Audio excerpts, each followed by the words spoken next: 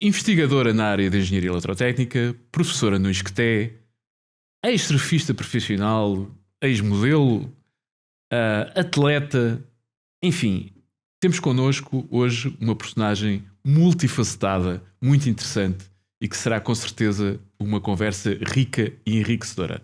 Convosco, Filipa Prudêncio, mais uma gota neste mar de gente.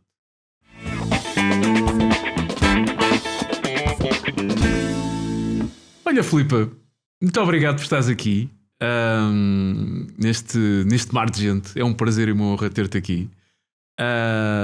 Vamos começar. É um bocadinho difícil escolher um tema para falar de ti ou para falar contigo, porque és um bocadinho aquilo que às vezes digo a brincar, que se fôssemos à procura do termo overachiever, que eu confesso que não sei qual é a tradução em português,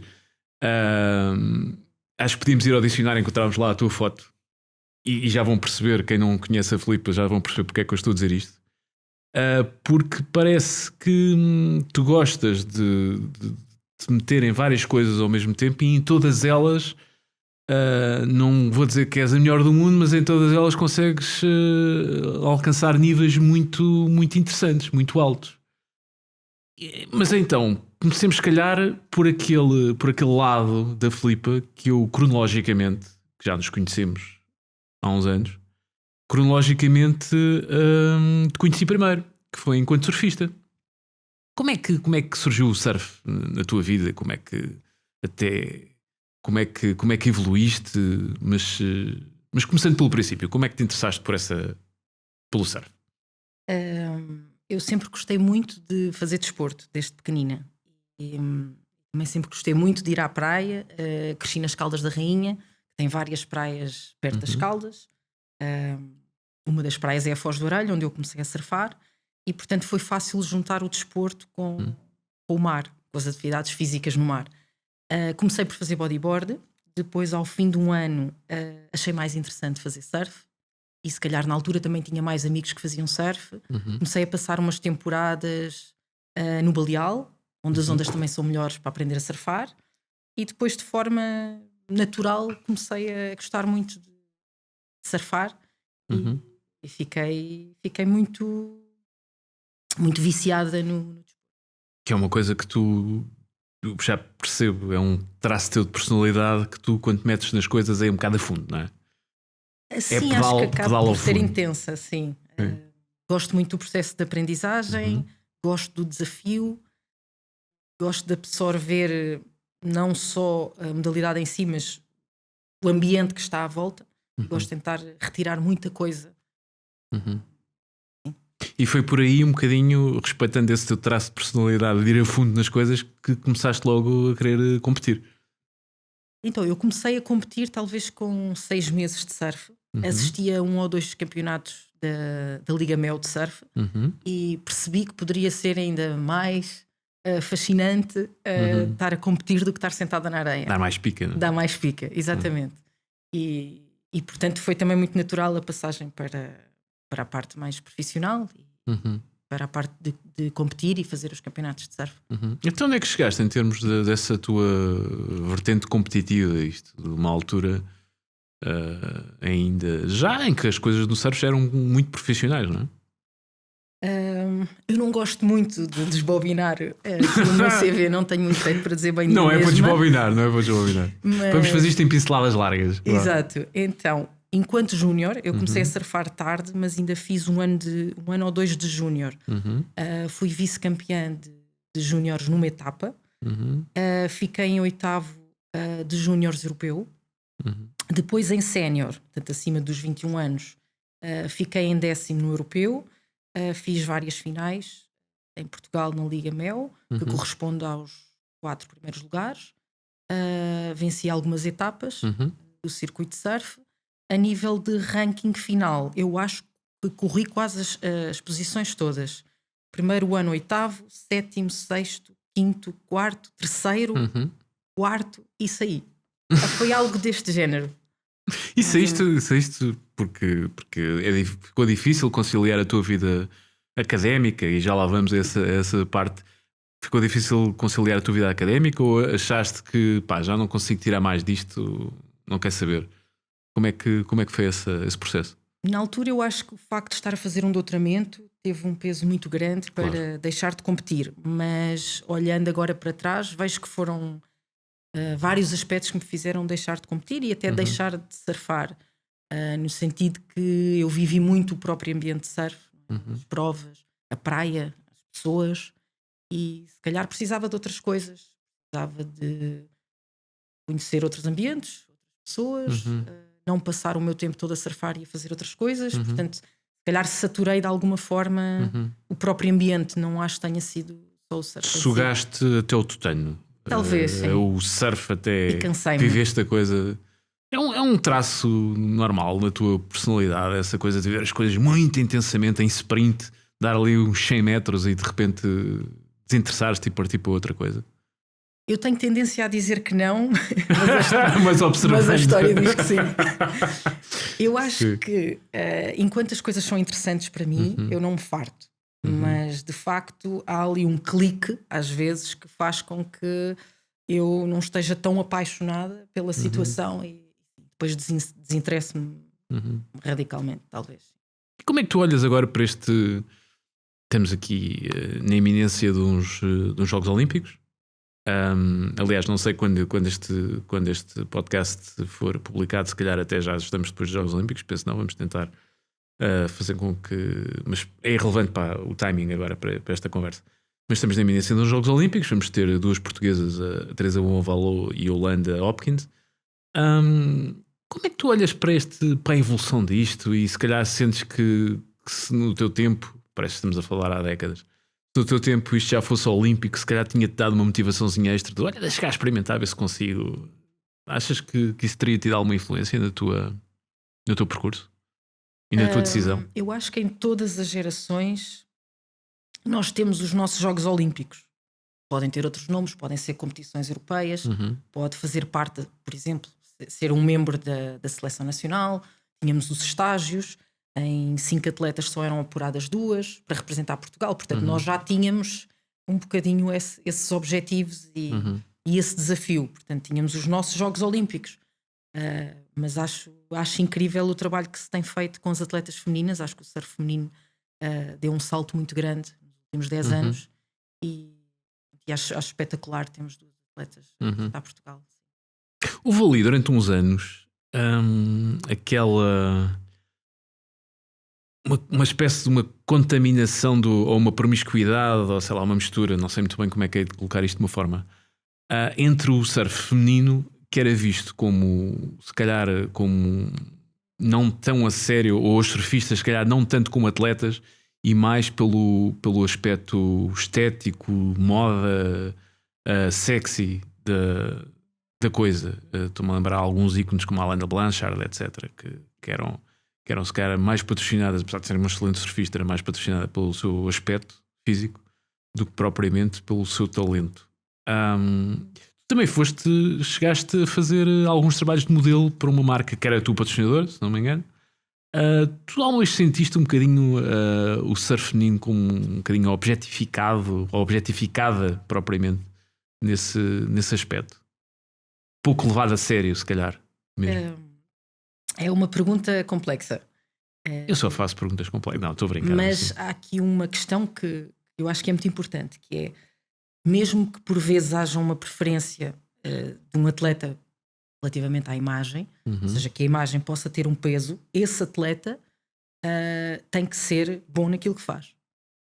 Depois dos atletas serem bons no que fazem, eventualmente a imagem pode selecionar alguns atletas. Por exemplo, no caso da Alana é uma excelente atleta, uma excelente surfista. Claro que sim. Agora, sem dúvida que há outras atletas tão boas como ela que na altura não ou foram... melhores. Ou melhores, que não foram selecionadas. Portanto, é verdade que a imagem na altura tinha algum peso, mas também, por exemplo, não poderíamos ser patrocinados se não vencêssemos uma etapa.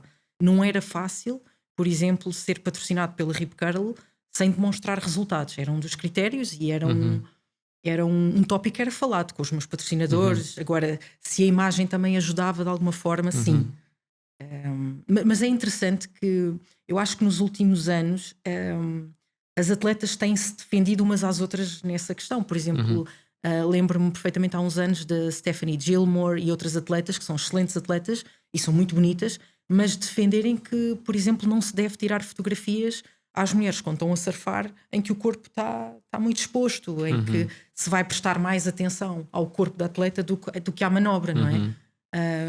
Eu acho que é verdade que o surf feminino foi muito vendido com essa abordagem mais física, mas eu acho que ultimamente está mais saudável. O surf e não só, também não vamos aqui colocar o surf numa... O ténis feminino sofreu isso, se calhar num patamar ainda mais elevado, e outros desportos, a beleza feminina, ainda por cima, digo feminina em particular, que isto ainda é um mundo de homens, vende, não é? Vende. E se calhar ter uma cara bonita ajuda, não é? Sim, num processo de seleção, ou tendo não, as outras capacidades, ou não, às vezes mas pode por ser outro lado prejudicial. também se leva por tabela, também pode ser prejudicial, lado, que não é? só é patrocinada porque é bonita e a pessoa pode ser uma grande atleta também. Portanto, é um bocadinho também complicado. Passando parênteses que não tem nada a ver com ser uma mulher e ser uma mulher bonita, por exemplo, no meio académico, no meio científico, é prejudicial. Achas que às vezes pode colocar em causa, porque eu digo isto porque eu sei que o meio académico é muito machista e muito conservador. Achas que obriga-te sendo uma mulher bonita, não estou aqui não é um elogio, é uma constatação, coloca em causa de alguma maneira às vezes a tua posição? Achas que as pessoas corres o risco das pessoas não te levarem tão a sério? E eu digo isto e agora aqui um pequeno desculpa, parênteses atrás de parênteses. Eu digo isto porque eu próprio sofro um bocado às vezes desse preconceito, porque eu conheci-te como surfista, modelo, não sei o quê, Filipe Prudêncio, miúda gira. E quando me disseram, quando em conversa, porque entretanto conheço-te há muitos anos, mas não somos exatamente íntimos e tivemos hiatos de anos sem falar. E quando me disseram, Filipe Prudêncio, professora doutorada, não sei o que, eu assim, mas como é que é possível? Tipo, há este preconceito, e agora podem, a nossa audiência pode comentar e chamar-me todos os nomes que vocês quiserem, mas há este preconceito que mulher bonita não é inteligente. Não é? É um preconceito horrível com o qual nós nos confrontamos todos os dias, e eu já me penalizo várias vezes por causa disso, mas é estúpido pensarmos uma coisa destas. Mas não deixa de ser surpreendente, às vezes um bocado desarmante.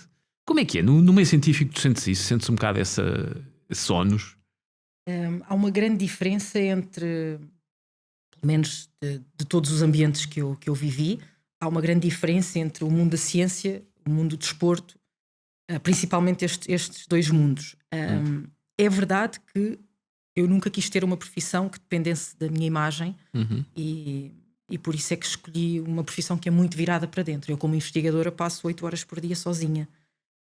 Não preciso de estar a vender nada, muito menos a minha imagem, sem estar a criticar esse tipo de profissões, mas nunca foi desde cedo aquilo que te identificaste com aquilo que eu queria ser, e acho que tinha mais capacidades e mais coisas para dar na vida do que estar a depender da minha imagem. Mas não sinto no mundo académico e principalmente na área de investigação, não sinto nada problemas com a minha imagem, nem problemas em ser mulher. Sinto que nós somos avaliados e a qualidade do nosso trabalho depende daquilo que nós dizemos. É completamente indiferente se eu vou de cabelo solto, se vou de cabelo apanhado, se eu vou maquilhada, se eu vou com uma roupa justa, se eu vou com uma roupa... enfim, posso vestir o que eu quiser. Não sinto que haja um critério de escolha em contratos de trabalho relativamente à imagem. Portanto, é um ambiente muito mais saudável e tem muito mais a ver com aquilo forma como eu quero viver. Agora, por exemplo, em relação ao mundo mais do desporto, acho que a imagem é muito sobrevalorizada, sim. Mas no mundo académico e no mundo de ciência, não. Olha, felizmente. Não tenho essa, mas eu digo isto, ideia. Não estou com isto a dissecar... talvez eu não veja isso. Sim, não é? Posso eu não estar a dar importância. Nem estou a colocar as coisas ver. em gavetas. Exato. Claro. E até é a maneira mais saudável de viver estas coisas. Não estou a colocar isto em gavetas, só estou a dizer que a sociedade em geral, não é? Sim, é geral, verdade. e eu tenho a sensação que que o meio científico é um mundo também muito dominado por homens, e sobretudo nas ciências, na física ou na eletrotécnica. Exato. Ou nas engenharias, na área em que tu te movimentas. É um mundo um bocadinho de homens, ou uma impressão minha. Sim, é verdade. Está a mudar um bocadinho, eu sinto isso. Mas há áreas que têm mas mais ainda. mulheres como investigadoras do que na área de física. Mas talvez eu tenha, olhando agora para trás, talvez eu tenha fugido dessas situações onde a questão da mulher e da imagem é mais posta em causa e é mais observada. Talvez eu própria tenha escolhido uma área em que isso não exista, não é? Se calhar foi por opção que fui lá parar, porque se calhar nas outras áreas há muito isso. Não é? Um bocadinho quase inconsciente. Sim. Mas pronto, falando ainda, continuando, já lá vamos à parte da ciência, porque acho que é uma conversa que ainda vai dar pano para mangas. Mas relativamente ainda ao desporto, e liga-se um bocadinho com a tua personalidade, com essa, que eu acho muita piada, porque também me revejo muito nisso, essa tendência de superação, de esforço, de aprendizagem, de evolução, de superação. Acho que o superação para mim é a palavra que ao fim e ao cabo que resume isto tudo. Também passaste do surf para o crossfit e para o halterofilismo, que quem olha para ti com esse ar de menininha também faz muita confusão. Tu gostas de surpreender as pessoas, não é? Tu tens esse ar, mas depois é tudo tipo, és uma caixinha de surpresas. O que é que te entusiasmou nesse lado? É um bocado o seguimento daquilo que estávamos a falar?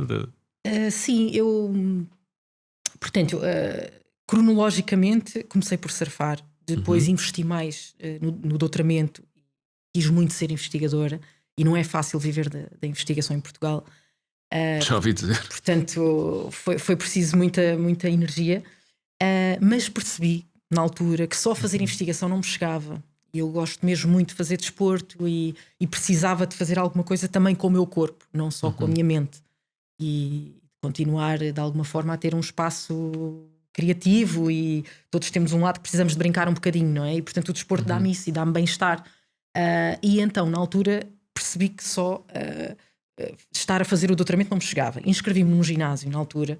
Sim, e comecei um doutoramento, que diabo, não é? Coisa leve, coisa que não ocupa muito tempo. Agora deixa-me cá. Sim. Então ao final do dia comecei a fazer uns treinos num ginásio, e na altura tinha uma modalidade que era cross-training, ainda não era crossfit. Comecei a fazer cross-training e na altura já queria fazer os desafios da semana, e portanto já estava outra vez a querer um bocadinho o lado competitivo. Sim, no desporto. E se calhar é algo que naturalmente eu gosto de fazer e até tenho mais facilidade, e as coisas foram correndo bem. Depois, quando estava no ginásio, houve alguns amigos que me disseram que para evoluires mais podes fazer crossfit em boxes de crossfit. Eu, bem, se dá para evoluir mais, então eu vou para uma box de crossfit. E fiquei novamente muito empenhada e muito envolvida com a modalidade. Obcecada é um termo ou não? Obcecada, eu acho que sim, é um termo forte. Ninguém gosta de ouvir que somos obcecados por alguma coisa, mas claro eu que não foi. acho que seja. Digo já, eu não sou. Contra mim falo, eu tenho uma personalidade obsessiva. Tenho uma personalidade obsessiva e assumo isso. Eu acho que não é negativo. Eu acho que ser obcecado com qualquer coisa em que queres ser bom, em que queres evoluir, não é de todo.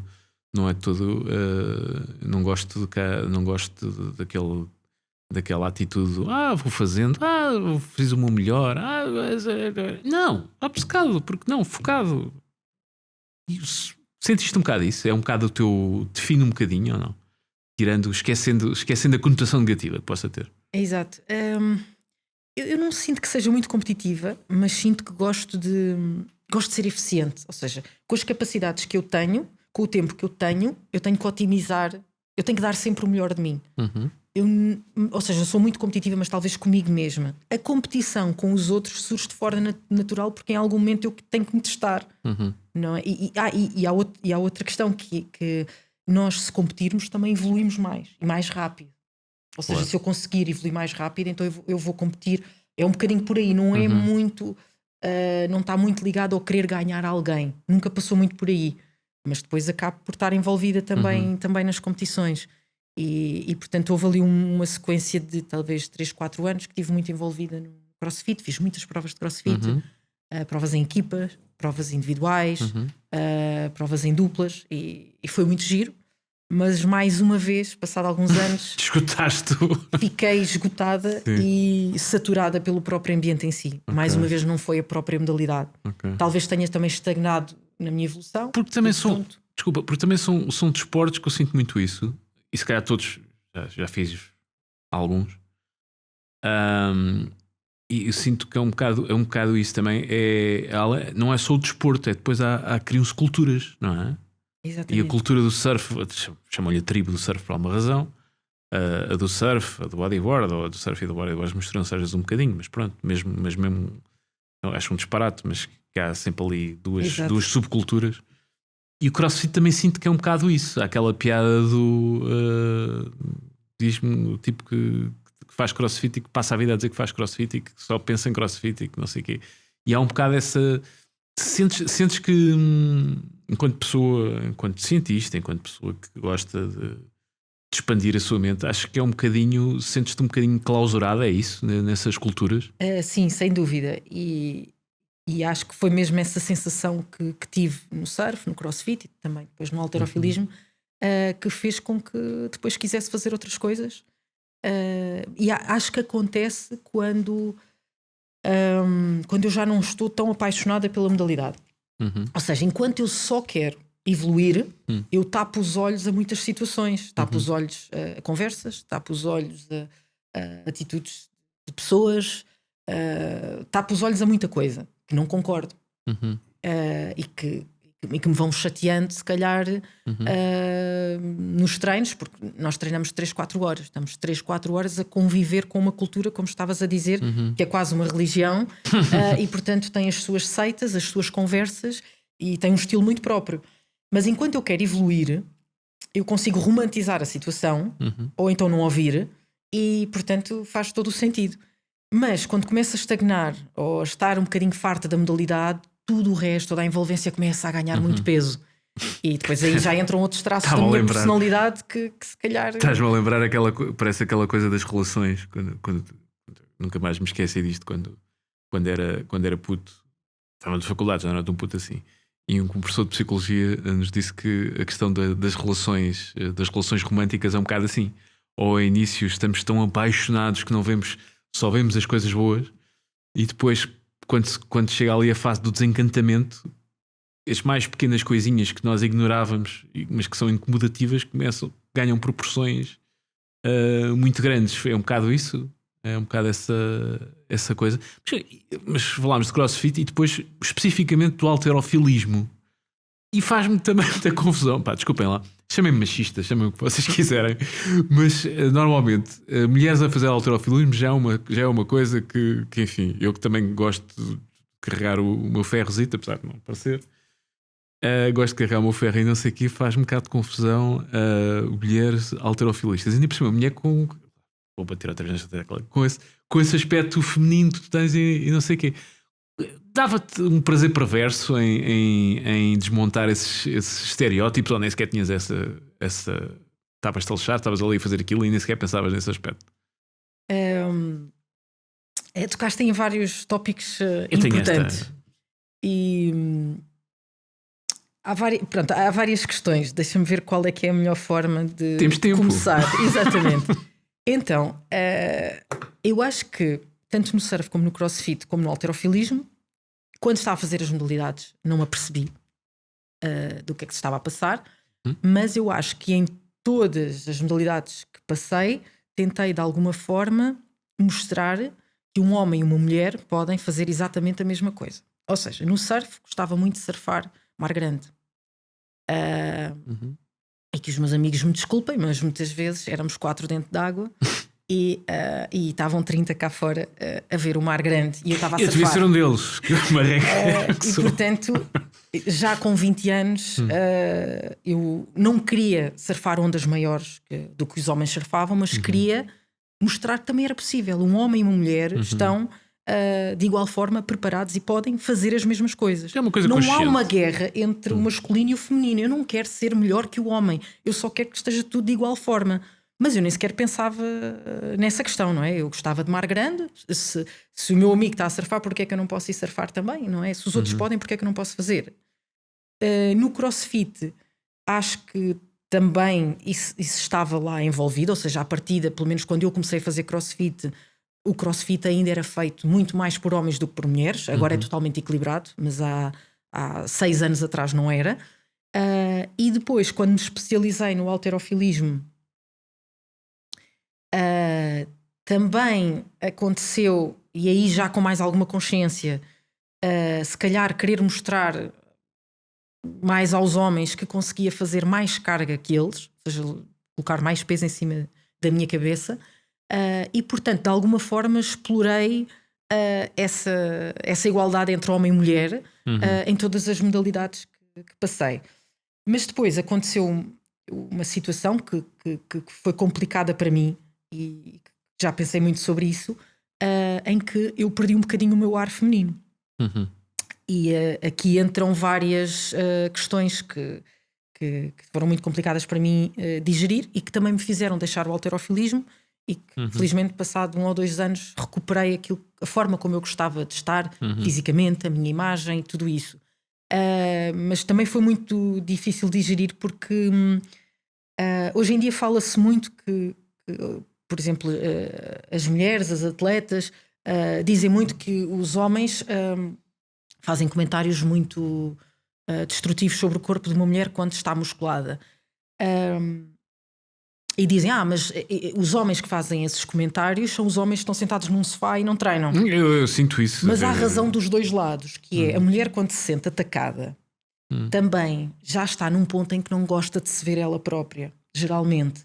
Porque eu, quando estava a fazer halterofilismo, estava muito motivada com a modalidade, eu não estava minimamente preocupada com a minha imagem, eu ganhei peso, eu ganhei músculos, não estava preocupada com isso, e os comentários destas pessoas, na altura também comentavam, Filipe, estás muito musculada, não te fica bem, etc. Eu não queria saber disso, porque eu queria saber era de performance e de resultados.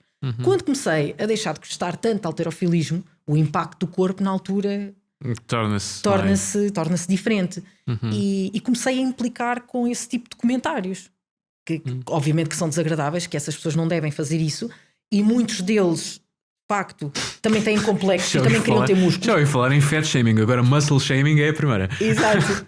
Mas também há um lado que é verdade, que a mulher às vezes chega a um ponto também não se gosta de ver ela própria. Portanto, às vezes as pessoas que te conhecem, quando dizem assim, Filipe, estás muito musculada, nem toda a gente quer dizer que eu não tenho músculos e queria ter. Não, se calhar fica-te mesmo pior.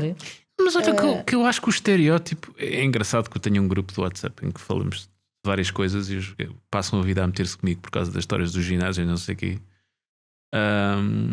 E dizem que eu só gosto de mulheres com mulheres que parecem homens. Eu acho que o estereótipo, e eu acho que o padrão de beleza feminina evoluiu muito. E tu disseste uma coisa que tipo, há 6 anos não havia mulheres a fazerem CrossFit e hoje em dia há muito mais. Eu olho para os corpos das profissionais de CrossFit e não gosto daquilo, até porque já tenho umas décadazinhas de ginásio e sei perfeitamente o que é natural e o que é que já não, o que é vá. O que leva já ajudas, e há alguns casos aquilo, tanto nos homens como se nos homens a coisa já é muitas vezes evidente, ou ainda consigo ali, se calhar tem uma genética do caraças. Nas mulheres, desculpem-me lá, mas aquilo é impossível. Com todas as... Enfim. Agora, uma coisa, eu acho que um corpo de uma mulher atlético, e quando digo atlético, porque antigamente achava-se que o ideal de beleza feminina era aquela mulher magrinha e não sei o que mais. E hoje em dia já o patamar mudou e vê-se cada vez mais mulheres nos ginásios, mulheres cada vez mais a quererem curvas e a quererem... E um bocado de músculo, porque não? Claro. E portanto eu acho que desse ponto de vista a coisa mudou muito. Mas ainda há muito homem, e que tu disse uma coisa com muita razão, muitos sedentários que pronto, até fazem o seu desportozinho, mas tipo nem sequer consegue olhar para um peso, que acham, não, que horror, uma mulher com mais ombros que eu. Filho, o problema é teu. Claro, não é? Claro. Portanto, é um bocado isso. Mas tu sentiste um bocado essa pressão? Eu estou a dizer isto que eu nunca acompanho as redes sociais há muitos anos e não sei o quê, E acho que nunca vi uma imagem tua em que me parecesses que estavas fora do padrão ou fora daquilo que é aceitável, entre aspas, muitas aspas nisto, para mulher. Pá, forte, sim senhora, musculada, ok, muito bem, mas nunca te vi. Mas sentes um bocado essa. Achas que sentiste um bocado essa pressão? Ou é uma coisa que tu sentes muito? Ou é. Como é sim, que é? senti e recebi comentários que não foram bonitos. E Isso se calhar então é perfeitamente. Enfim. Exato, mas lá está, na altura não me afetou muito porque o que eu queria era evoluir e eu acho que quando nós sabemos aquilo que queremos e estamos no contexto certo, isso também é importante. Claro, Eu consigo no acho que mesmo tudo, dia, agora não, porque já mais ou menos há 1 ano e meio que não faço desporto, ou pelo menos esse tipo de desporto com essa intensidade. Com essa intensidade, acho que é mais isso. É né? isso, vou fazendo, mas não da mesma olha, forma. Para ti não me parece que estejas exatamente fora de forma, mas vá. Exato, mas pronto, já estive bastante diferente, mas escondi-me, tu não me viste nessa altura.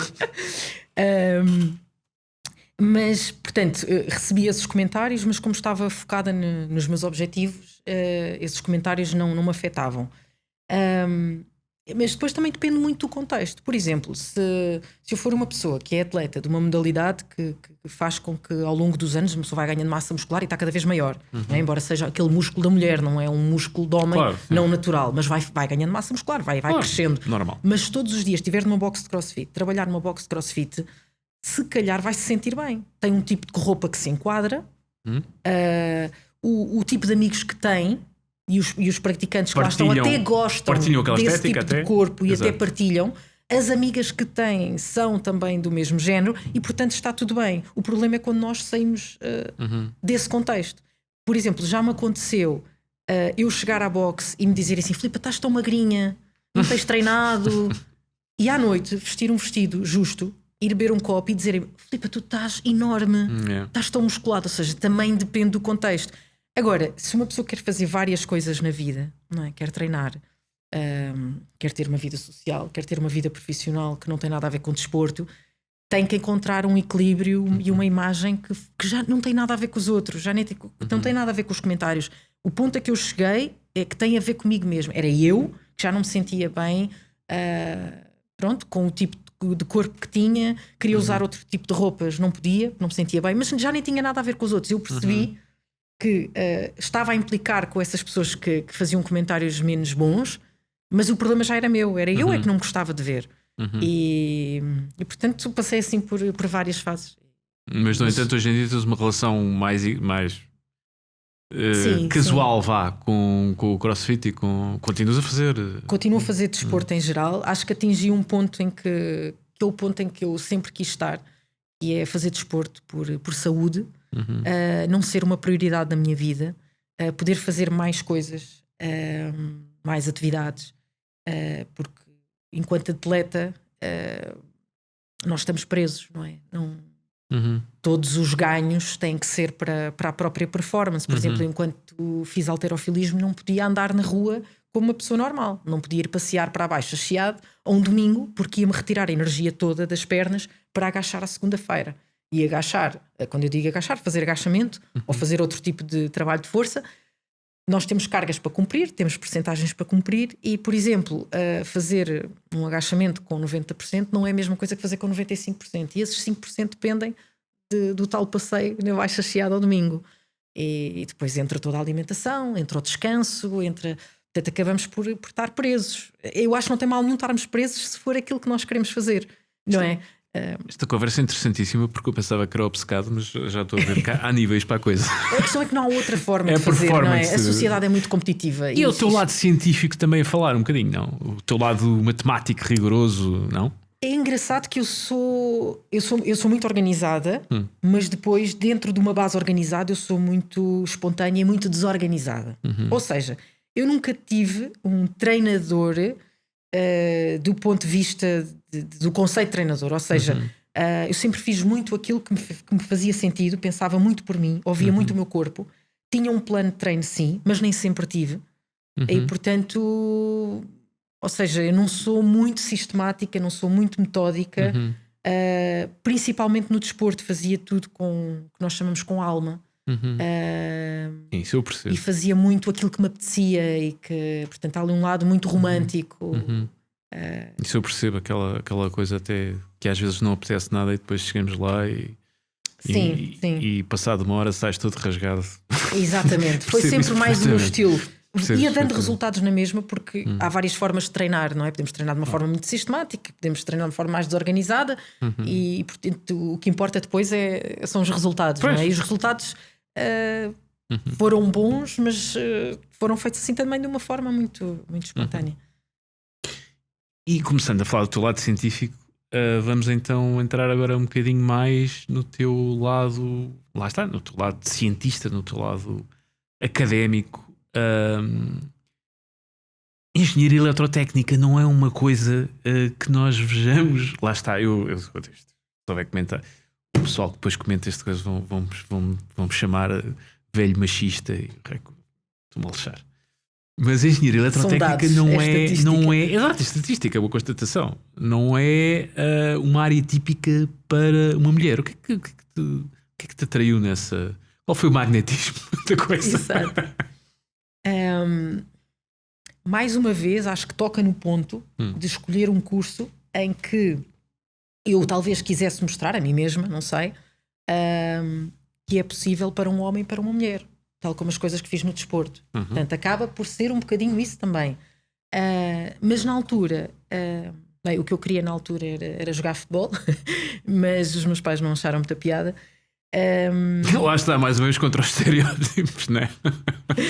E portanto, eu gostava muito de matemática e física no 12º ano, embora gostasse muito das disciplinas todas em geral.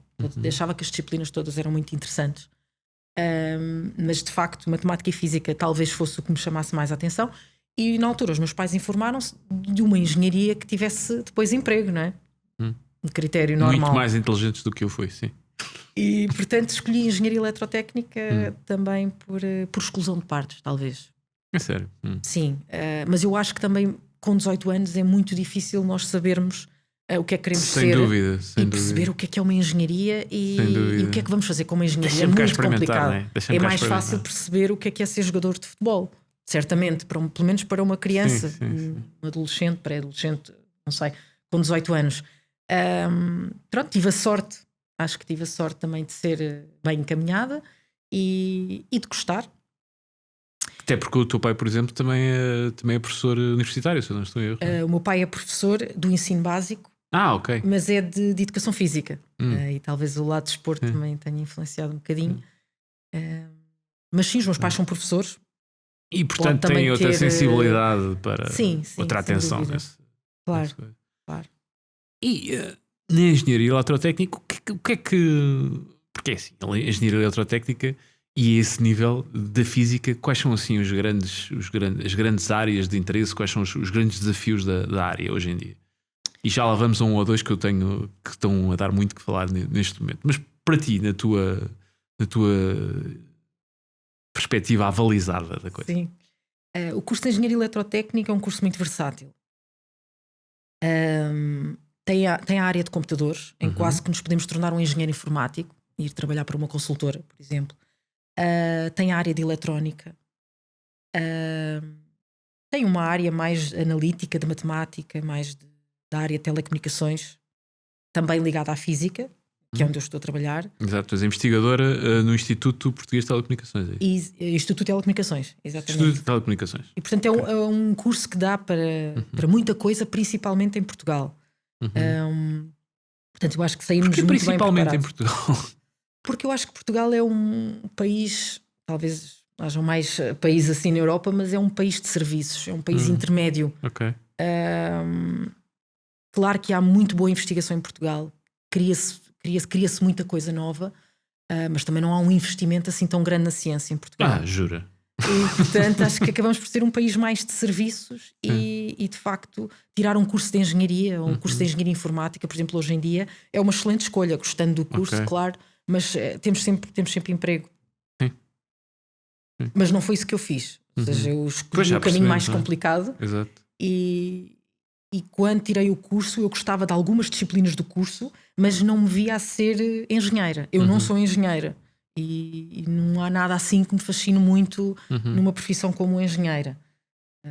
Por isso é que também fui escolhendo a área de investigação. Exatamente, e na investigação, o que é que investiga a Filipa Prudêncio? Quais é que são os teus? O que é que te faz?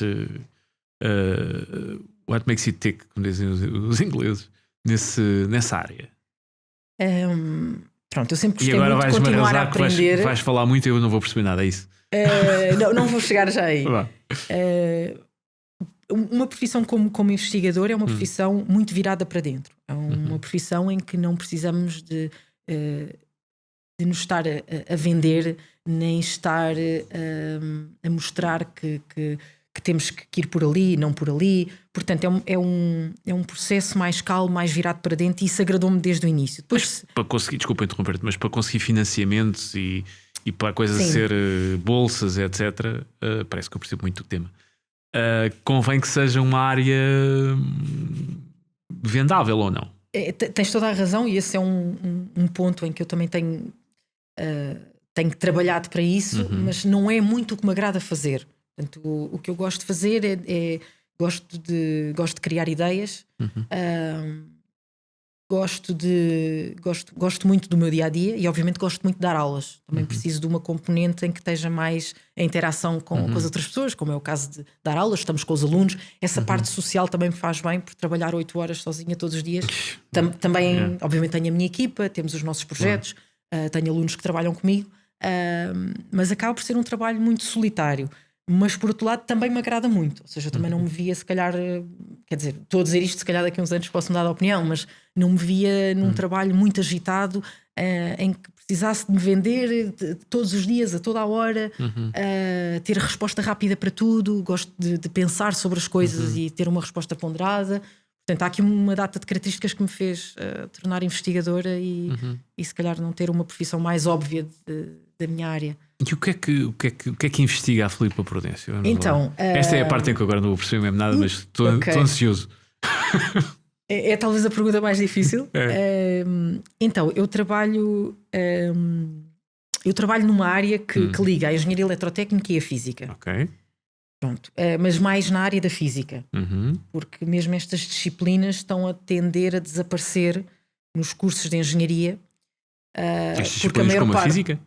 Sim, as disciplinas mais teóricas de fundamentos, sim, também ligadas à física. Os alunos também não escolhem muito estas disciplinas. Podem, por um lado, achar que são mais complicadas, ou porque têm uma parte mais analítica, ou porque têm mais matemática. Acho que também são convenções, infelizmente, ainda muito enraizadas, não é? No povo português. E por outro lado, se calhar também acham que estas disciplinas não vão ser úteis para depois arranjar um emprego. E portanto os próprios cursos estão a adaptar-se aos alunos. Ou seja, em vez de sermos nós a dizer não, os alunos têm que saber isto, não.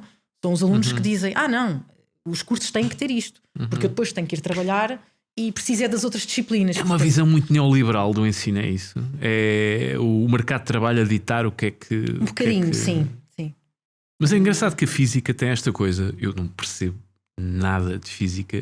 Eu tenho uma relação complicada com estas coisas, que é, eu quando era miúdo, havia colegas meus que diziam, este gajo vai ser cientista, porque interessava-me por tudo o que fosse ciência, enfim.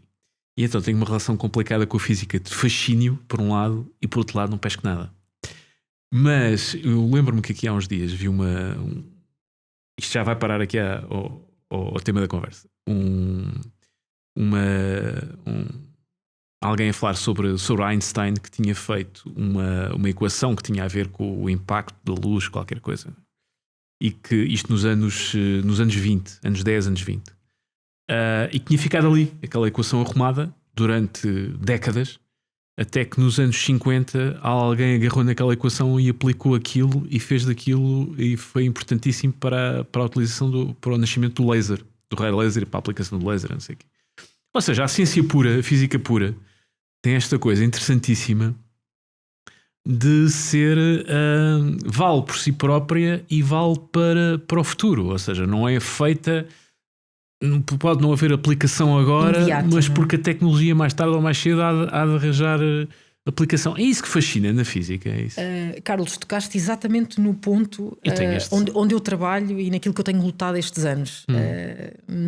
Eu mesma não conseguia explicar melhor, nem escolher melhor as palavras. Passei ao lado de uma brilhante carreira.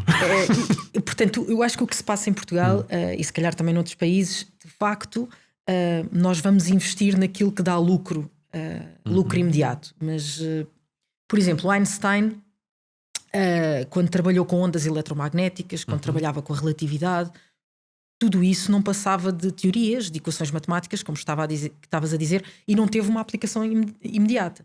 Mas hoje em dia nós temos telemóveis porque existem ondas eletromagnéticas a propagar-se de uma antena para outra, e foi necessária uma teoria. Portanto, sem ideias e sem teoria nada se faz. A questão é que é preciso tempo, é preciso falhar muito, é preciso financiamento para haver pessoas que pensem, não é? E que sejam um género de visionários que consigam perceber que daqui a uns anos podemos precisar disso. Ou então conhecimento apenas por curiosidade. Pode um dia até vir ter uma aplicação que nós não estamos a pensar. Há uns anos atrás nunca pensámos falar sem fios, não é? Ou telemóvel, ou ter internet. Portanto, Einstein contribuiu muito para isso. Os trabalhos de Einstein, mesmo na época, foram rejeitados. Ele conseguiu publicar numa revista italiana sem interesse nenhum. Portanto, isso já acontecia na altura. O querer resultados de forma imediata também é humano. É para gerar dinheiro, nós temos que sobreviver e, portanto, agora não é nisso que eu trabalho. Como tu disseste, eu trabalho em ideias. Falaste na questão do laser, também trabalho em lasers. Eu trabalho na interação das ondas eletromagnéticas com materiais.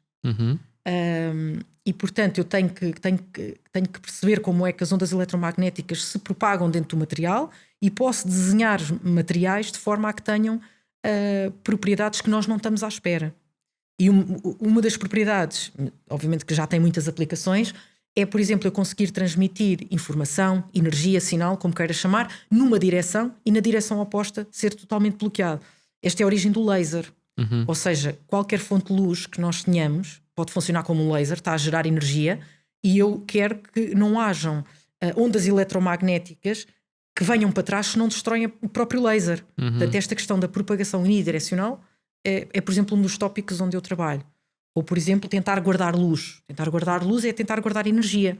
É um problema que a sociedade ainda não resolveu, não é? Nós precisamos de bateria para tudo. Pois. Nós, se colocarmos energia, porque os materiais têm perdas, a energia vai se dispersar e a energia vai acabar. Portanto, eu trabalho assim nestas questões e noutros tópicos, mas para trabalhar nestes materiais e a forma como a luz se propaga dentro destes materiais, é preciso ideias e é preciso resultados analíticos, é preciso uma teoria, e estes materiais, por exemplo, para já são inventados. Estas novas tecnologias que nós trabalhamos, obviamente que já há resultados experimentais e há várias pessoas no mundo a trabalhar nas mesmas coisas, como é óbvio, e estamos todos em contacto e, portanto, vão havendo pequenas demonstrações experimentais. Mas a ideia e a teoria têm que estar sempre à frente do trabalho experimental. Não é? Primeiro tomar uma coisa nova, depois vamos demonstrar essa ideia. Pronto, e sinto que de facto não há muito financiamento para apostar nas ideias. É mais fácil, por exemplo, se eu escrever um projeto e disser que tem aplicações na medicina ou na biologia, é mais facilmente aceito do que um projeto que não toque em duas outras coisas. Mas eu até consigo perceber isso. Eu até consigo, é natural, mas acho que tem que haver espaço para os dois mundos, não é? Claro. Porque o que vai acontecer daqui a uns anos é que as ideias e as tecnologias que existem provavelmente não vão chegar, e depois já vai ser preciso haver ciência que pense mais e que tenha espaço para construir novas ideias, e para isso é o quê? Para formar esses investigadores é preciso que os próprios cursos também sejam mais teóricos, não é? Está tudo ligado. E portanto eu acho que vai tudo saturar e vamos ter que andar um bocadinho para trás. O Einstein nesse aspecto era uma personagem inacreditável.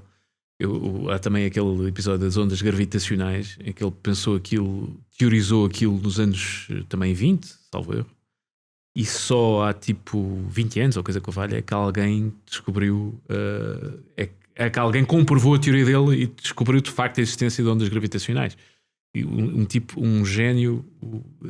As pessoas, toda a gente sabe que o Einstein era genial e não sei o quê. Mas não sabem bem porquê. Não sabem bem porquê e muitas vezes. Mas também não têm culpa, porque exige uma formação para se perceber certos conceitos. Quanto mais. Eu sou um leigo, mais leigo da matéria, mas à medida em que. Mas gosto muito de ler a respeito destas coisas. Desde puto. E quanto mais eu percebo, ou vou percebendo um bocadinho, descascando um bocadinho ali as camadas da cebola, ou percebendo o que é que aquele senhor pensou, e a verdadeira dimensão do seu pensamento e a verdadeira as repercussões que teve e que vai tendo todos os dias, é de facto assombroso. E é preciso espaço para haver. Não havia Einstein se não houvesse espaço para, não é? Claro. E é preciso uma mentalidade que acompanhe esse crescimento e esse espaço, que passa muito pelas pessoas que também não trabalham na área, que é o caso, como tu estavas a dizer, podes não trabalhar na área, mas consegues perceber, não é? Consegues ter a visão que é preciso espaço para isso. Acho que esse é o ponto crucial. Por exemplo, eu trabalhando numa área mais teórica, tenho muitas vezes dificuldade em explicar a utilidade da minha área, mas não é só culpa minha, é porque as pessoas não têm uma mentalidade que possam acompanhar ou seja, sem falar de uma coisa concreta, falando de uma coisa abstrata, parece que não é possível mostrar que é útil. Por exemplo, se eu disser que, por exemplo, o GPS usa a teoria da relatividade de Einstein, o espaço e o tempo estão ligados. O tempo que se passa na Terra não é o mesmo tempo que se passa nos satélites, estão ligados ao GPS. Tem que haver pequenas correções nos satélites para que o GPS nos dê exatamente o ponto onde nós queremos estar. Se não houvesse uma correção desta teoria de Einstein, se calhar eu ao colocar no GPS queria parar a um dado sítio, ia parar 1 quilómetro ao lado, porque não havia esta correção. Às vezes acontece. E às vezes acontece. Agora imaginemos se não existisse uma teoria por trás disso. Exato. Portanto, por um lado eu acho que a mentalidade geral das pessoas não consegue muito bem perceber estes conceitos, mas também não tem culpa. Mas às vezes, e fazendo de advogado diabo, às vezes também é um bocadinho culpa dos cientistas e dos físicos, que eu ouço. Eu acho que é uma mistura dos dois lados. Eu ouço muito alguns podcasts de ciência e eu muitas vezes fico, e eu sou um tipo que considero-me de mente aberta, o que vem desmentir um bocado aquela conversa do velho machista, mas pronto. Mas até sou um tipo de mente aberta para estas coisas. Mas às vezes há conversas que eu fico tipo do género. Epá, eu acho muita piada. Há pessoal que é ateu e eu não sou nem uma coisa nem outra. Estarei lá no meio, não interessa agora. Mas quando um tipo não, eu não acredito em Deus porque disparate um gajo que anda lá, não sei o que e tal, coisa e não. Mas depois eu ouço físicos falar, físicos quânticos ou físicos, física pura mesmo, teoria das cordas, física quântica, o entanglement, como é que é a coisa disto em português? Entrelaçamento quântico. O entrelaçamento quântico, tipo que há uma partícula que tem um determinado comportamento e há outra partícula que não tem rigorosamente nada a ver com ela, pelo menos não tem rigorosamente, não tem nenhuma ligação física com ela, que tem exatamente o mesmo comportamento a uma distância incomensurável. Exato. E nós olhamos para isto e pensamos, ok, e isto tudo tem implicações, de facto, até em termos da computação, e já lá vamos, que também já sei que é a tua área.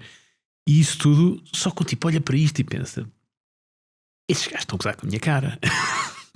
Isto é fascinante isto, não é? É um bocado difícil.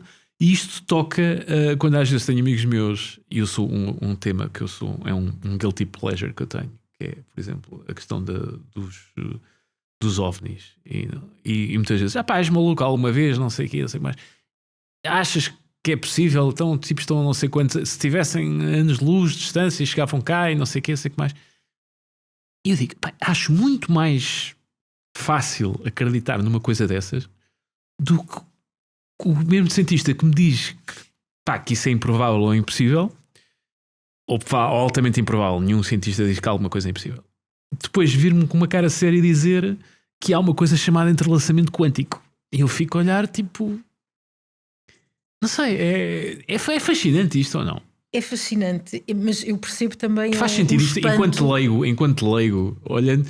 percebes o nosso agora colocando do lado dos bilhões de legos na matéria, consegues perceber essa resistência às vezes? Sim, eu também já pensei muito sobre essa questão e eu acho que há aqui um problema de base, que é esses efeitos que causam um espanto, nomeadamente os efeitos da física quântica, são fenómenos que não se veem, não é? Só isso já faz confusão. Então diz-me lá qual é a diferença. É como a informação, então, não é? Como é que... Ok, parênteses rápido, porque muitas vezes eu tenho conversas tipo, não sei o quê, e tudo que não se vê vai é difícil de compreender. Sei que vai parar a religião quase, que é do género. Há umas vistas de Deus, há umas não sei o quê. Não, mas também há tanta coisa que nós não... Tu és religiosa, pensas nisso ou não? Enquanto cientista, como é que nós às vezes achamos... Eu já conheci cientistas que têm uma posição do género completamente de ateu ou no mínimo agnóstico, e já vi cientistas que são completamente carentes porque acham que perante o fascínio disto tudo, acham que para já tudo é possível e acham que isto é tão bem desenhado que é impossível. Qual é a tua posição relativamente a isso? Já que estamos... Isto ainda é muito cedo para estas conversas. Eu não sou religiosa, mas acho que em alguns momentos é preciso ter fé. É preciso tomar uma decisão e todos nós temos uma intuição. Obviamente que essa intuição tem um conteúdo, tem argumentos. Mas nós, quando temos uma intuição, não estamos a pensar nos argumentos todos. Alguma coisa nos fez dizer que é para ir por ali. Portanto, eu acho que há alguma fé nas nossas decisões. E acho que na física também temos isso. Ou seja, dado o nosso conhecimento, às vezes temos que tomar uma decisão, não temos tempo para fazer ali as contas e se calhar queremos ir por ali. Mas às vezes não forçar a nossa às ideia. Vezes não dás tipo um passo atrás e olhas para isto tudo e pensas, que diabo? Tipo, quase como se estivesses perante uma obra arquitetónica inacreditável, uma catedral ou não sei o quê, e dás um passo atrás e olhas, eia, que incrível. Não tens essa sensação às vezes? Que claro, isto é tudo que é... Claro que sim, eu acho que todos nós devíamos ter... tão bem... É incrível, é incrível. Mesmo, por exemplo, um avião estar a voar, levar-nos de um país para outro durante horas, nós temos que achar isto incrível. Quando às vezes ficamos chateados porque o avião está atrasado 1 hora e porque o voo custa 60 euros, estamos a ser transportados de uma ponta do planeta Terra para outra ponta, pelo ar. Isto é tudo incrível. Falar ao telemóvel em que a informação vai pelo ar, nós temos mesmo que ficar surpreendidos e muitas vezes damos por garantido, não é? Este tipo de tecnologias e ficamos chateados com o preço do telemóvel e ficamos chateados com o preço do avião e com o voo estar atrasado, não é? Eu acho que quanto mais trabalhamos nestas áreas que de alguma forma são muito complexas e é preciso muita formação para as perceber e também para explicar, eu acho que mais começamos a respeitar o conhecimento e aquilo que nos rodeia e toda a tecnologia que já atingimos até agora. Acho que reclamamos menos e respeitamos mais. Achas que o homem com H grande moderno está muito mimado? Porque eu já tenho uma certa idade, já vou fazer 50 anos este ano. Meu Deus. E ainda me lembro do tempo para a internet. E lembro-me que era tudo muito mais lento. E depois de repente apareceu a internet e as coisas parece que estão cada vez mais rápidas, cada vez mais rápidas, cada vez mais rápidas. E agora, ainda no outro dia vi um podcast com uns senhores que eram fundadores de uma empresa de inteligência artificial em que diziam, pois isto de facto, com a internet isto veio tudo muito rápido, mas ainda tínhamos algum espaço e tempo para nos adaptarmos e para às mudanças, apesar de serem de facto fascinantemente rápidas. Eu ainda sou do tempo em que para ligarmos à internet tínhamos que estar ali com um modem e esperar e era tudo muito lento e uma fotografia demorava anos para carregar e não sei o quê. E agora temos um problema na fibra e aquilo demora um bocadinho mais e já que estamos a ligar para o nosso operador, então mas que é isto e tal. Habituamos-nos todos muito rápido a isto, não é?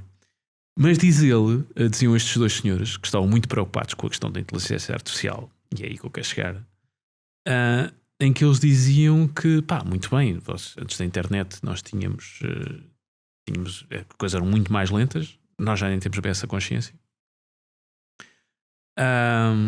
Com a internet as coisas aceleraram muito mais, e agora, mas tínhamos tipo 1 ano ou 2 para nos habituarmos e as coisas aconteciam e iam mudando. 1 ano ou 2 já é muito rápido, não é? Mas agora já estamos a falar em termos de semanas. o que é a inteligência artificial, o que era verdade a semana passada, esta semana já é diferente. E isto não é uma metáfora, é literalmente uma semana. Como é que é a tua relação com isso? Como é que não sei que a inteligência artificial não é bem a tua área, mas imagino que lides com isso de muito perto. Qual é a tua percepção relativamente a este fenómeno? Estás tão embasbacada como eu tenho estado ultimamente? Sim, e acho várias coisas, mas em primeiro lugar acho incrível, acho completamente revolucionário e mesmo não sendo especialista em inteligência artificial, pronto, de facto é de ficar de boca aberta em relação a tudo aquilo que é possível a partir de agora. Ou seja, tal como a internet foi completamente revolucionária há 20 anos atrás e mudou tanto as nossas vidas, eu acho que nós não vamos assistir enquanto vivos a outro fenómeno mais transformador, exato, do que a inteligência artificial. Porque não é só uma questão de tornar certas tarefas automáticas. Nós estamos perante o ser humano mais forte, com a capacidade mais cobiçada que existe no planeta Terra, que é a inteligência. É a capacidade mais cobiçada e que faz mudar o mundo, não é? Instantânea, não é? Exato. Portanto, estamos a lidar com um robô, uma pessoa, um cérebro que muito inteligente, que não precisa descansar, com acesso a todo o tipo de informação, com uma capacidade de relacionar dados, de compreensão, que não tem nada a ver com uma máquina. Não é? Uma máquina tem um procedimento, vai fazendo uma data de iterações e, portanto, vai fazendo uma dada tarefa mais rápida. A inteligência artificial não faz isso. A inteligência artificial pensa, cria ideias. Ou seja, é uma consciência. É que uma consciência. É que já se está a chegar aqui a um limiar. Eu, quando estava a falar de ficção científica e do que é que tu vê, o que é que não vê, às vezes parece que quando falamos destas coisas, parece que estamos num filme, parece que estamos na Odisseia do Espaço 2001 e que já não é ficção científica coisa mas nenhuma. Ainda é mais que isso. Mas é que é muito mais. É tipo o que se pensava. Olha, hoje em dia, olha para as séries de ficção científica de há uns anos, para Star Trek ou para a Guerra das Estrelas ou para não sei o quê, e aquilo tudo já nos parece arcaico, não é? Porque já ultrapassámos aquilo de uma maneira. E realizámos, não é? E realizámos e ultrapassámos. E isto da inteligência artificial, aqui há uns anos eu achava que gira e tal, um computador que já ganha jogos de xadrez, é engraçado. Mas de repente já estamos a pôr em causa, estamos a falar de seres vivos quase, não é? De consciência. Isto não é tipo... mind-blowing. É de uma pessoa ficar sem palavras. É quase como se viesse uma sociedade extraterrestre para o planeta Terra. É como um ser extraterrestre quase que estamos aqui a fazer, não é? Exato, é um ser cheio de capacidades. É um ser que nós não podemos competir. Vai ser sempre melhor que nós. Porque nós não conseguimos ser tão inteligentes assim, nas áreas todas, com tanta informação. Vamos ficar redundantes, é isso? Eu acho que a questão aqui está em saber... em ter uma estratégia, em saber dosear a inteligência artificial. Eu acho piada que tu não respondeste sim ou não. Eu tenho alguma dificuldade a responder sim ou não. Estou a ficar assustado, não é? Mas a questão é essa. É assustador. A questão é essa, Carlos. É mesmo assustador.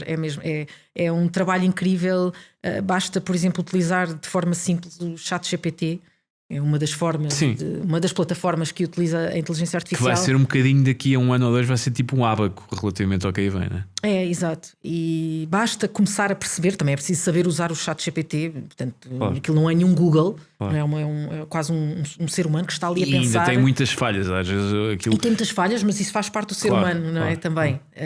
Mas não é por aí. O que ele faz é incrível, não importa as falhas, porque o resultado final é espetacular. Para já, porque essas falhas também com certeza vão ser limadas, não é? Exatamente. Quanto mais informação, quanto mais ele puder aprender e estudar, ele vai ficando cada vez mais inteligente e portanto vai falhando cada vez menos. Mas, por exemplo, o ChatGPT tem um calcanhar daqueles grande, que é a sua maior força, mas também o seu maior problema é basear-se na internet. E a internet, todos nós sabemos que está cheia. É complicado filtrar aquilo, não é? Mas o ChatGPT, este cérebro, também é crítico. Ou seja, ele pode ir buscar informação aos dados e à biblioteca que tem, mas ele vai pensar. Ou seja, quanto mais ele falar sobre o assunto e mais dados for buscar, menos erros ele também vai dar. Porque ele vai aprender e vai ficando mais crítico sobre certos assuntos. Ele vai aprendendo cada vez mais. É um bocadinho como um ser humano. Um ser humano, ao início, que entra dentro de uma área, comete certos erros. Passado 10 anos não vai cometer os mesmos erros. Portanto, ele vai se tornar o ser mais forte. Porque eu reparei que tu referes-te ao ChatGPT sem problemas como ele, não é? E sim, já reparaste? Ele no é? cérebro. Mas é mas é. E lembrei-me desta palavra. Mas não hoje. é estranho, que acaba por ser tipo. É o que eu digo, é quase. Isto é inteligência artificial, nós estamos a criar um ser, não é? Eu acho que sim. Cada vez mais porque já não é uma máquina, porque a definição de máquina é algo que é automático e o ChatGPT relaciona, pensa, critica, portanto é mais perto de um ser humano. E todos os dias aquilo, e já vi muitos investigadores, e estes tipos eram tipo autoridades no termo. Eles, tipo, quando eles dizem que é de semana após semana, eles dizem que todos os dias aquilo sai com respostas e com processos intelectuais, diria quase, que os surpreendem. Porque, tipo, nós não programámos isto para fazer isto, mas está-nos a dar uma resposta para a qual não foi programada e à qual chegou sozinho. Claro, à qual chegou sozinho. Claro, e eles dizem, a diferença. O que eles dizem, e corrigir-me agora estou a pedir à senhora professora para me corrigir caso isto seja completamente um disparate que eu estou a dizer, mas o que eles me disseram foi que o que eu ouvi foi que chegou aqui identificou-se o processo, que era: tens mais energia, tens mais capacidade de processamento. Quanto mais energia, mais capacidade de processamento, maior o output, maior o resultado, maior a competência deste cérebro. Isto é mesmo assim? É, mas é mais do que isso. Ele pode ser criativo como um ser humano. Ou seja, se eu treinar uma pessoa para correr rápido, ela vai cada vez correr mais rápido. Agora imagina, treinares uma pessoa para correr e ela de repente saltar muito alto. E tu não estavas à espera que ela saltasse. Tu estás só a treinar a pessoa para correr. Ele tem um lado que nós não conseguimos prever. Porque ele pensa. Ele relaciona, ou seja, ele não é uma máquina. É mais do que isso. Tu podes lhe dar 2 textos, pedir para resumir de uma forma muito boa, e ele ainda vai criar um 3º texto à maneira dele, com as ideias dele, que tu não estavas à espera e que são altamente inteligentes e que se calhar só um ser humano expert naquela área é que podia dar uma conclusão daquelas. Portanto, ele é altamente competitivo. Ou seja, vai ser também um grande avanço em termos de porque eu já ouvi aplicações para isto, e voltamos à história das aplicações. As aplicações para isto vão até do ponto de vista científico e da criação de medicamentos, da resolução de ouvi falar de um problema de molecular, física molecular ou biologia molecular, agora não tenho o termo, em que era um problema que estava para ser resolvido há 10 anos e a máquina chegou e resolveu aquilo. Isto é normal, quer dizer, não... É normal e de facto é uma ameaça. Vamos dar um pulo equivalente ou superior tipo à invenção da imprensa escrita? Ou achas que vai ser uma coisa tipo... Ou tipo o advento da internet vai ser tipo uma brincadeira ao pé disto? Sim, eu acho que a revolução que a internet nos trouxe ao pé disto é muito pequena. De facto, eu acho que nós podemos dar o salto que nós quisermos dar. A questão é tentarmos perceber onde é que queremos usar a inteligência artificial. Porque se quisermos usar sem barreiras, sem leis, sem regulamentos, vamos para uma sociedade completamente diferente. É o grande desafio agora, como foi legislar a internet. Exatamente. E é assustador, porque os políticos para legislar a internet, a gente já vimos o resultadão que foi.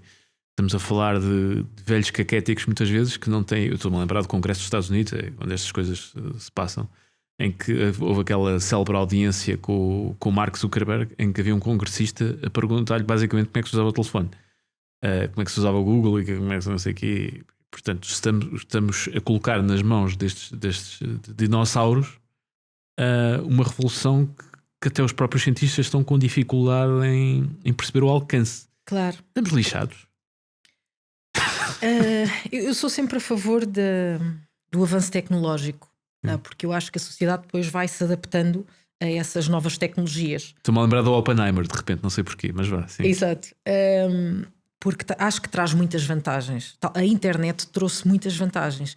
Claro que há sempre desvantagens, há sempre um lado muito negativo, não é? Portanto, a internet também faz com que Quer dizer, a internet melhorou a nossa qualidade de vida, a esperança média de vida, nem nós imaginamos a quantidade de problemas a nível de saúde, de outro tipo de serviços que a internet resolveu. Não há comparação face às vantagens, das vantagens face às desvantagens. Claro que agora passamos mais tempo em frente ao computador, estamos muitas vezes ligados às redes sociais, perdemos ali muito tempo. Mas isso passa a salvar vidas, não é? Se calhar temos que ser nós, como seres humanos, a usar um bocadinho menos, se calhar, as redes sociais ou perder menos tempo com o telemóvel.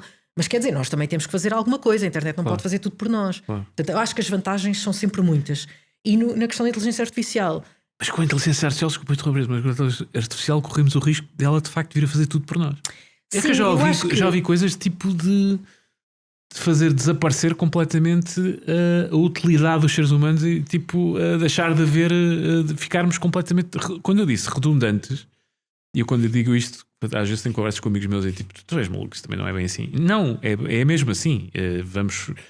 Já se corre o risco de hoje para amanhã deixar de haver uma percentagem inacreditável de empregos, e falo de empregos intelectuais, trabalhos intelectuais, mas depois com a aplicação dos robôs até os trabalhos braçais. Claro.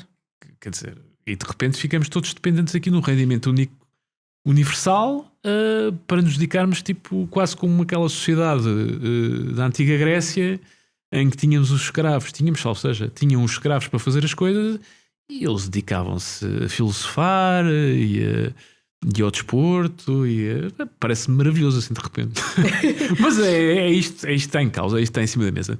Eu acho que sim, eu acho que se não houver um cuidado e eu acho que quase todas as profissões podem ser substituídas. Os médicos, os professores, trabalham na segurança, advogados, certamente. Agora, entram aqui várias questões. Na nossa geração há uma parte humana, não é, que nós gostamos. Eu posso preferir ter um professor real a cometer erros na aula e mais imprevisível e mais mal preparado do que ter um chat GPT ou um robô com inteligência artificial a dar aulas. Mas se calhar daqui a algumas gerações as pessoas habituam-se a outro tipo de aulas e se calhar preferem a inteligência artificial face a um professor da nossa geração agora. Digo isto porque, por exemplo, os programadores hoje em dia são aqui há meio dúzia de anos, programador era a grande cena. Vou para programador, que isto aí tem emprego garantido. De repente estão obsoletos. Sim, mas por exemplo, nós podemos ficar com menos profissões, não é? Mas vão ser criadas outras profissões a nível de segurança, de programação, ou seja, as pessoas não vão estar a programar a mesma coisa, porque de facto está lá a inteligência artificial. Sim. Mas vamos criar outros postos de trabalho. Foi o que aconteceu com a Revolução Industrial, não é? Por exemplo, não é? Exato. Mas neste caso não sei até que ponto aquilo. Estamos a falar de uma coisa tão poderosa que poderá tornar tudo redundante, não é? Quando eu digo, o próprio ser humano é redundante. Vamos aqui andar a passear e tal, a procriar como costume, a fazer umas coisas, mas. Sim, sem dúvida. Não sei muito bem onde é que esta questão vai parar. Eu estou mais assustado porque eu estou a falar com alguém que até trabalha na área, com alguém que trabalha. Não, pois é isso. Tu estás assustado, eu estou aterrorizado. Acho que está nas nossas mãos, nas minhas não de certeza, mas de tomar uma decisão até que ponto é que queremos que esta nova tecnologia da inteligência artificial avance, porque de facto tem capacidades para avançar até onde nós quisermos, até ao impensável. Queremos substituir uma sociedade por outra? Queremos uma nova sociedade? De facto, utilizando a inteligência artificial, vamos trabalhar de certeza no seguimento de melhorar a qualidade de vida, melhorar a esperança média de vida, vamos salvar muitas pessoas, vamos fazer muita coisa boa, mas vamos novamente, tal como aconteceu com a internet, vai haver um lado menos bom. Pois que eu estava a falar do Oppenheimer e não era inocente, porque é aquela história do tipo que diz que criei, sou, como é que era? Aquela citação muito conhecida, sou o destruidor de mundos, não sei, quando ele vê a bomba nuclear explodir e cita aquela escritura hindu em que diz que tornei-me aquela divindade qualquer, tornei-me o destruidor de mundos, e de repente é um bocado com a inteligência artificial tenho um bocadinho essa sensação que as pessoas que estão a trabalhar na vanguarda disto estão um bocadinho, se calhar agora alguns estão completamente focados e vamos tentar fazer, e estão completamente perdidos na vertigem da coisa. Mas há alguns, e era o caso destes dois que estavam a falar desse problema, que é um problema, um desafio, vá. Muitos deles estão de facto muitíssimo assustados com o potencial até destrutivo da coisa, não é? Exato. Porque isto pode vir ser, a ter um impacto brutal. Porque a tecnologia em si é o que é, mas depende da utilização e depende das pessoas. Sim, já não é só uma tecnologia, é uma mudança de sociedade. De paradigma, não é? Sim. Eu acho que não vamos assistir a algo tão revolucionário como aquilo que já está a acontecer. Se calhar nunca assistimos. Sim, se calhar nunca assistimos. Exato. Okay. Pronto, e com esta nota super positiva. Olha, uma coisa que nunca será redundante será uma boa conversa, Filipe. Muito obrigado. Exato. Muito obrigado por este bocadinho. Muito obrigada, Carlos, gostei muito. Obrigada pelo convite. Me deste a mim e à nossa audiência. Obrigada. E assim nos despedimos de mais este mar de gente com a gota mais gira até o momento. Me perdoem os outros. Obrigado. Muito obrigado e até à próxima.